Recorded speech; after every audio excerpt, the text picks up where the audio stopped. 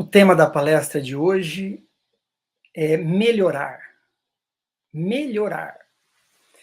Está no livro Respostas da Vida, do Francisco Cândido Xavier, pelo espírito André Luiz. Então, nós estamos iniciando o ano, né? E nós queremos um 2022 melhor. Então, a gente sempre tem que agregar alguns conceitos para que a gente possa mirar lá no fim, colocar um ponto lá no futuro para que a gente chegue nesse futuro um pouco melhor. E esse coisa é um texto curto com algumas frases e nós vamos analisar cada frase dessa, tá? Então ele começa assim, ó: melhore sempre as suas condições pessoais, pelo trabalho e pelo estudo. Então eu vou melhorar as minhas condições pessoais trabalhando e estudando, a fim de que você possa melhorar a vida ao redor de você. E a partir daqui ele não fala mais nada dessa frase. Então, para que serve, por exemplo, o meu trabalho? Eu não estou dizendo só um trabalho profissional, pode ser um trabalho em casa, um trabalho artístico. Eu treino a paciência, eu treino o orgulho, eu treino a tolerância, eu treino a disciplina. E eu vou ralando, e quando eu vou me relacionar, eu já estou muito mais afeito às outras pessoas pelo treinamento que eu fiz no meu trabalho. E o estudo, o que ele faz? Se eu estudo a vida de alguém e vejo o que aconteceu com essa pessoa e eu não quero aquilo para mim, o que eu faço? Eu estou evitando erros que eu possa cometer e eu economizo tempo com o meu estudo. Eu não aprendo só com as consequências, agregando valores às minhas condutas diárias. Isso faz com que eu crie o quê? Eu crie um campo vibracional em torno de mim, através do trabalho, tudo aquilo que eu pratiquei, através do meu estudo, aquilo que eu adquiri, que é o que nós estamos fazendo aqui agora. Isso faz com que eu crie esse campo vibracional, eu atraia as pessoas pela minha tolerância, pela minha paciência já treinada, e agrego conteúdo às outras pessoas. O que acontece? Eu melhoro o meu derredor, que é o que ele fala aqui. Bom, e ele prossegue. Obrigação cumprida será sempre o nosso mais valioso seguro de proteção. Para eu fazer tudo isso e me relacionar com o externo, eu preciso, primeiro, estar bem comigo mesmo, estar bem com a minha família, o meu psicológico precisa estar bem, o meu ritmo mental tem que estar bem, meu ritmo físico também, para que eu possa exercer a perseverança, a constância. Isso sustenta toda a vida. Então, a minha família eu tenho que trabalhar se não estiver bem. Você tem feito as suas obrigações em relação, por exemplo, o evangelho no lar? Você para um pouco para meditar nas coisas que você faz? Você cria um campo vibracional positivo fazendo as suas orações? A gente faz muito atendimento fraterno e quando a gente cita isso para as pessoas, elas falam assim, não, parei de fazer. Então, recomece. Atraia os bons espíritos para o seu lar, faça o seu dever primeiro, porque as dificuldades vão chegar. Mas quando você tem tudo feitinho, seu dever tá cumprido, isso acontece o quê? Nós estamos com a chancela da consciência limpa. Então, tudo que virá depois, eu tenho mais condições de enfrentar. Amplie o quanto puder a sua exportação da gentileza. Então, primeiro ele falou do estudo do trabalho, dever cumprido, e agora ele mandou expandir a gentileza.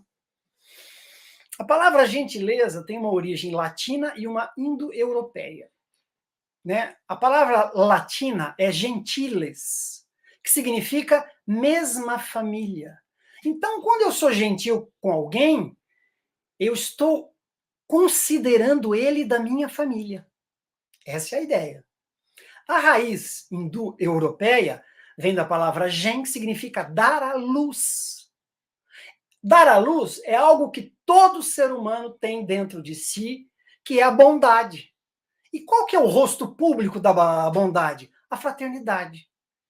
Isso é a base de toda a estrutura de fortalecimento dos laços. Porque quando eu sou gentil, eu provoco numa pessoa uma degustação de algo que ela não conhecia. E ela vai depurando aquele paladar dela, e quem prova de algo gostoso não esquece mais. Mesmo que ela passe a não fazer. Mas a consciência passa a adquirir um outro patamar. E vai procurar empurrar você sempre nessa direção da gentileza. O corre-corre da vida, esse mundo competitivo e disperso que a gente vive hoje, às vezes atrapalha um pouco. Mas quando você traz à tona esse potencial que a natureza espera de cada um, espera de você, nós estamos fazendo o quê? Nós estamos dando a luz a um ser que dorme dentro de nós. Portanto, aquele que encontra dentro de si a natureza humana expressa gentileza. Gentileza gera gentileza, como diria aquele profeta do Rio de Janeiro. Por quê? Porque ela provoca uma reação. Pode não ter reação, né, de imediato, pode não ser igual ou contrária, mas pode ser até maior. Ela induz a isso. E a gentileza, às vezes, você está fazendo para alguém, mas ela é visual, às vezes. Muita gente hoje com celular filma e muita gente fica vendo, então aquilo cria uma reação em cadeia e o objetivo da sua gentileza para aquela pessoa atinge um monte de gente que apenas olhou o ato. Fazer algo mais que o próprio dever, primeiro ele falou para a gente estudar e trabalhar. Depois ele falou para a gente ter o dever para ser gentil, e agora ele pede para a gente fazer algo mais que isso. Fazer algo mais que o próprio dever, em benefício dos outros, é criar um gerador de simpatias. Você passa a ser um gerador de simpatias. Gerador. Eu tenho uma cachoeira é bonita por si só. Eu coloco uma roda nessa cachoeira.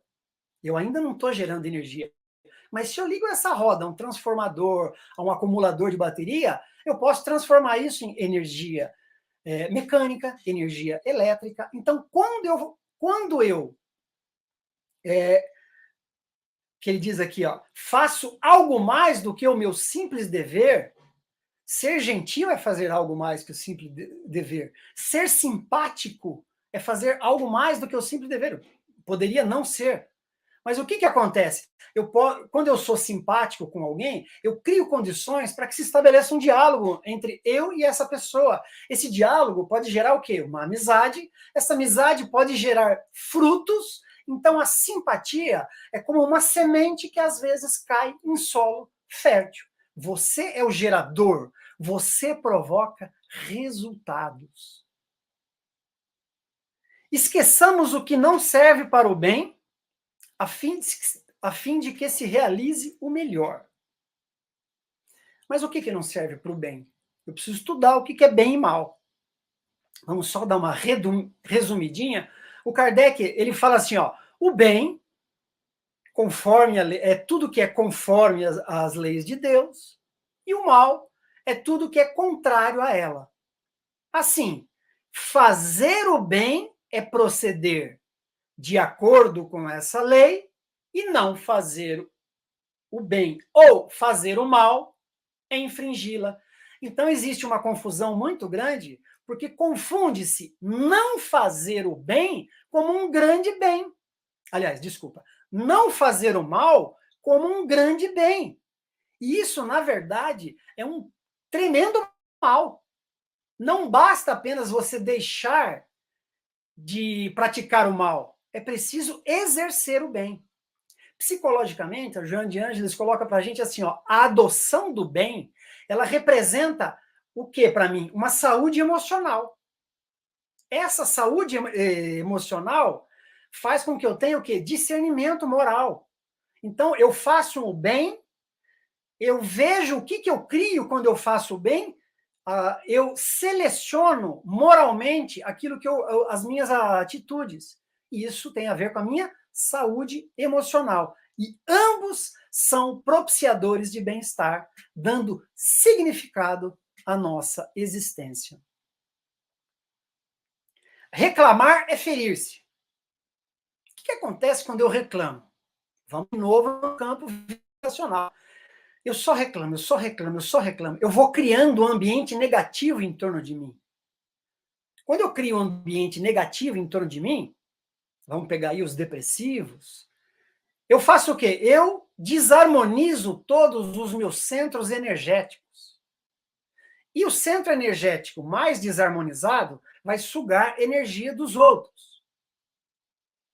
Pegando um livro do André Luiz, se não me engano, Evolução em Dois Mundos, me perdoe, eu não sei se é esse mesmo, a célula tem um componente que chama centríolo. Esse centríolo capta as vibrações positivas, negativas e manda para o núcleo. Então, o núcleo não é o centro mais importante da célula. Se é que eu posso falar mais ou menos importante. Porque ele é apenas um replicador do ambiente externo recebido pelo centríolo, que vibra os 9 túbulos e manda para o centro. Olha, faça uma outra célula. E se eu vibro só negativamente? O centríolo manda para o núcleo, faça uma célula ruim. Ele começa a fazer célula ruim. O que acontece? Eu adoeço. Vamos voltar aqui? Reclamar é ferir-se. Eu me firo quando eu passo a estabelecer um padrão de sombras em torno de mim. E reclamar é isso aí. Se você deseja vencer, aprenda a sorrir além do cansaço. Eu não vou nem começar a explicar isso, eu vou contar uma história do Chico Xavier, que é contado por uma palestrante, e ela fala assim que ela trabalhava junto com o Chico Xavier. E ela falava assim, gente, ele começava às 6 horas da tarde, a gente fazia uma refeição, fazia 2 refeições, enquanto tivesse gente, ele ia atendendo. Chegava 1 hora da manhã, a gente fazia uma refeição e deixava uma para o Chico. E ele atendendo as pessoas sem parar, Chico, você não quer comer? Não, agora não, meu filho, só uma aguinha, tal, e tomava aguinha. 5 horas da manhã, eles já tinham comido a comida do Chico. O Chico levanta, a última pessoa que ele atende, ele dá um sorriso, ela vai embora, e ela fala assim, Chico, como é que você consegue, Chico, ter essa estrutura física, ter essa paciência, tudo isso? Ele olha para ela e fala assim, minha filha, o amor não se cansa nunca. Então, sorrir além do cansaço é um ato de amor. O grupo familiar, isso é importante, hein, gente? O grupo familiar recorda a terra. Olha, ele compara o grupo familiar com a terra que a gente planta, que produz para nós segundo a nossa própria plantação. Então, você está na família que você precisa ter de acordo com aquilo que você quer atingir, de acordo com aquilo que você construiu para você, e você ainda está plantando. Porque a família, o que ela é a família? Ela é um incômodo construtivo. Olha que legal. A família é um incômodo construtivo. Tem a ver com treinamento. Porque se eu saio da minha família, eu quero morar sozinho, eu não vou treinar tudo aquilo que acontece numa família, principalmente italiano. Você briga, depois tá tudo bem. Ou seja, eu não viro um adulto. Eu fico uma pessoa sozinha, portanto, eu não divido nada e eu passo a ser um espírito infantil, sem prática. Porque amar é amadurecer. É fazer o almoço e comer por último, ou às vezes nem comer. Não preciso nem falar na família de muitas pessoas. A mãe fazia e ficava olhando assim, com o prazer de que você come aquilo. E se não sobrar, ela, paciência. Porque isso é o projeto espiritual. O projeto espiritual é se apoiar mutuamente.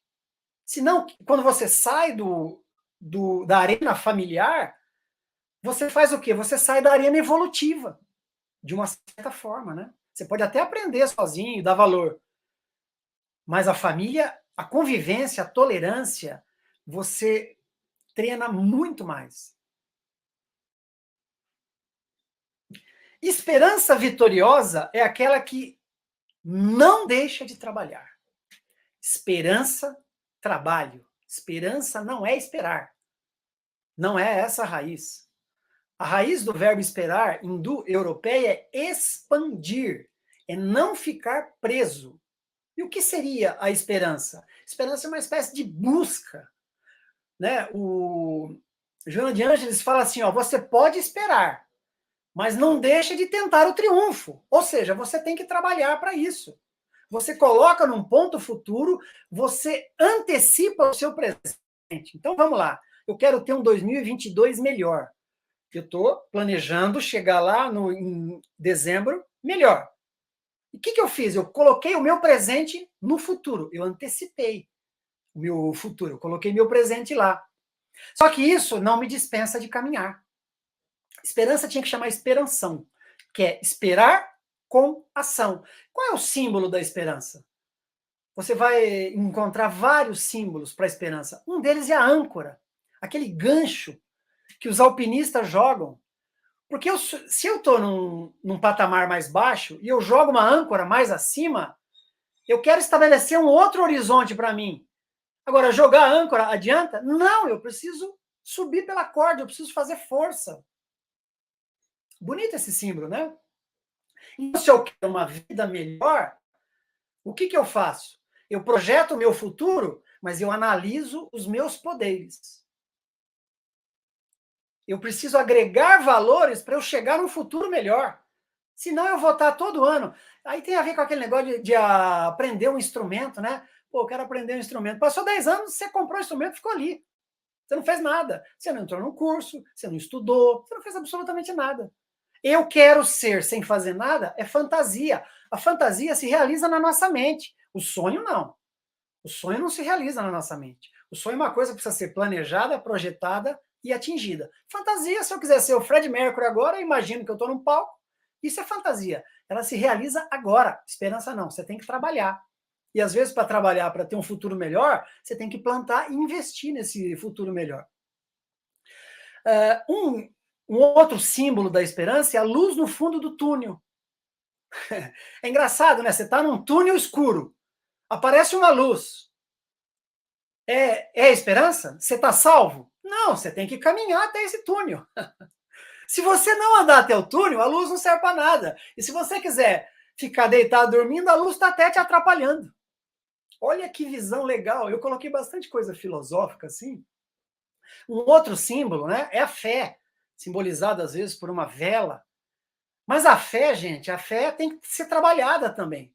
Platão falava uma coisa que é assim, o que irritava os deuses, na época eram deuses, né, da antiga Grécia, o que irrita os deuses não é você não acreditar nos deuses, é achar que pode comprá-los.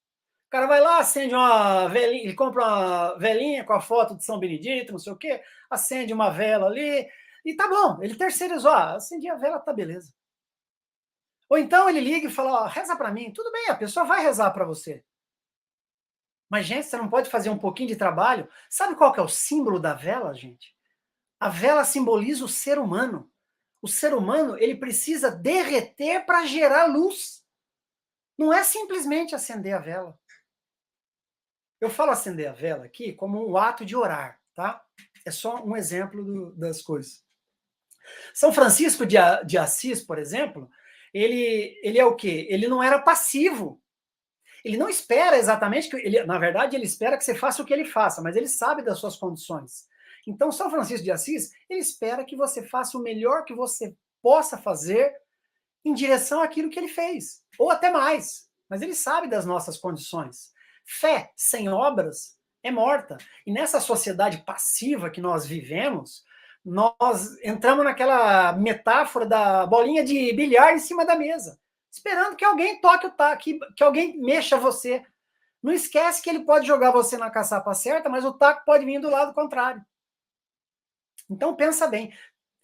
Olha como a esperança é uma coisa que é inata de todo ser vivo, ele brota da natureza. Fiz uma experiência da seguinte maneira: pegaram um ratinho, colocaram dentro de um aquário, com a água até que ele não poderia mais respirar. Ele foi. Quando chegou quase perto de se afogar, pegaram o ratinho, salvaram. Deixaram ele descansar. No outro dia, colocaram 2 ratinhos. Um se afogando e o outro também, que era esse que ele salvou. O outro se afogou. Eu sei que é uma experiência mórbida, gente, mas laboratório é assim. O outro se afogou e esse aqui ficou por último. Todas as vezes que ele colocava esse ratinho junto com os outros, ele se salvava. Por quê? Porque ele assimilou que existe algo que pode salvá-lo. Mas ele não deu de bater as patinhas. O tempo todo batendo as patinhas. Esse é o símbolo da esperança. Esperança, ação. E para terminar, ele fala assim, ó, guarde as suas impressões infelizes para não prejudicar o caminho dos outros. Impressões infelizes, como Jesus falava, chacoalhe a sandália quando você sair do ambiente, da casa de alguém, deixa tudo lá. Não torne protagonista a pessoa ausente. Porque às vezes você está conversando e se a pessoa estiver presente, não sai diálogo, né? Então o ausente passa a ser a mais importante daquele diálogo. Porque se você fizer isso e espalhar uma impressão maléfica de uma pessoa, uma maledicência, todas essas pessoas vão agir de acordo com aquilo que você pensou, que isso não é bom. E para encerrar, eu vou deixar vocês com 2 frases aqui, que eu não consegui decorar, então eu vou ler aqui. A verdadeira mudança do mundo é uma consequência da evolução de si mesmo. É o micro que gera o macro, né? A verdadeira mudança do mundo é uma consequência da evolução de si mesmo. Cada ser transforma o mundo fazendo aquilo que o mundo espera dele. Então, gente, que nós façamos um 2022 maravilhoso, trabalhando o máximo que nós conseguimos, estudando, sendo gentil, sendo simpático, geradores de simpatia, fazendo sempre o bem, exercitando na nossa família e tendo muita esperança, ação. Uma boa tarde.